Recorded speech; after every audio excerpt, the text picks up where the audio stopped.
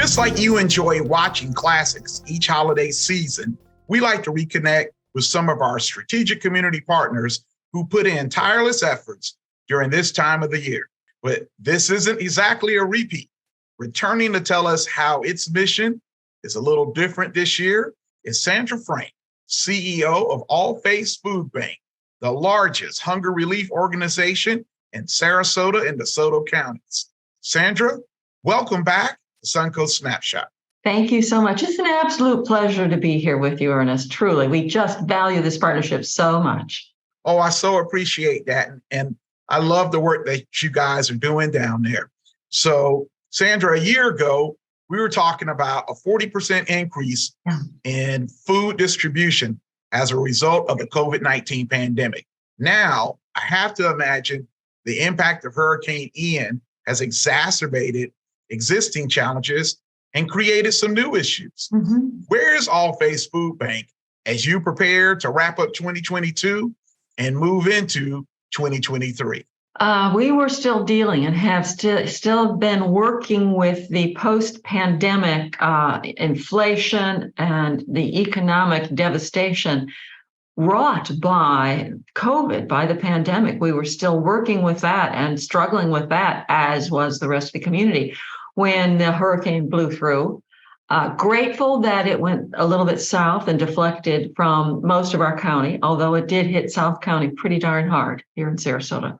And what that did for us meant that we paused our sort of regular programming and spent 5 weeks preparing and responding to the hurricane. And we are still pretty much in response mode, although the crisis mode and a lot of the rhetoric and the media have moved off of the hurricane. This is where we shine as a food bank. We are still providing support to families down in Northport, Inglewood, South County areas.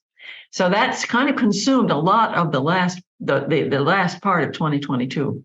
Yeah, the need is still there, right? Oh, it totally is still there. We're still seeing new people coming to the food bank, folks whose homes were devastated, lives turned upside down, who had a plan for themselves, but the storm pretty much destroyed that plan.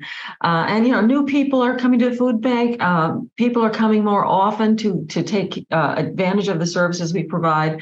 So it's a year of continued need and continued response.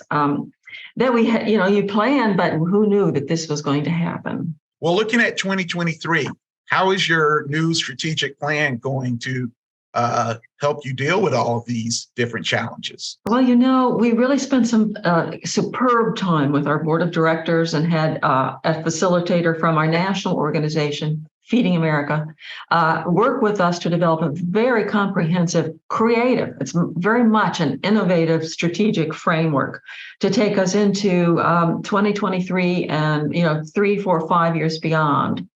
And I think the big difference in this particular plan is more of a focus on understanding the needs of the neighbors we serve. We know that there are underrepresented and underserved communities that we've not been able to reach, and people who are not able to access our services.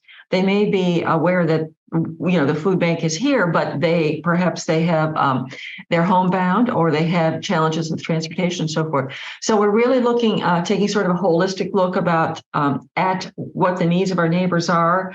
We're understanding that to end hunger, which is our goal, to end hunger, it's going to require more than providing food. We have to look at what the situation is of the family, of the individual, and we've really transitioning, in addition to providing food, transitioning into understanding that we need to address the benefits side. So whether it's SNAP or WIC or Medicaid, hiring case managers and people to assist our neighbors in finding the services they need beyond food.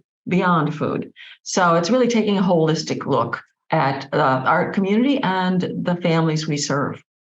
So it's a little bit of a broadening of our mission, actually quite a broadening of our mission.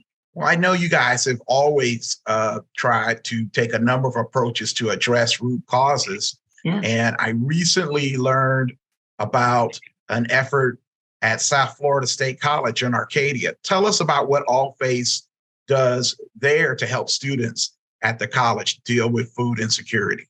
I'm so glad you brought that up, because DeSoto County, our neighbor, an hour or less away from Sarasota County, is one of the poorest counties, if not the poorest county in all of Florida.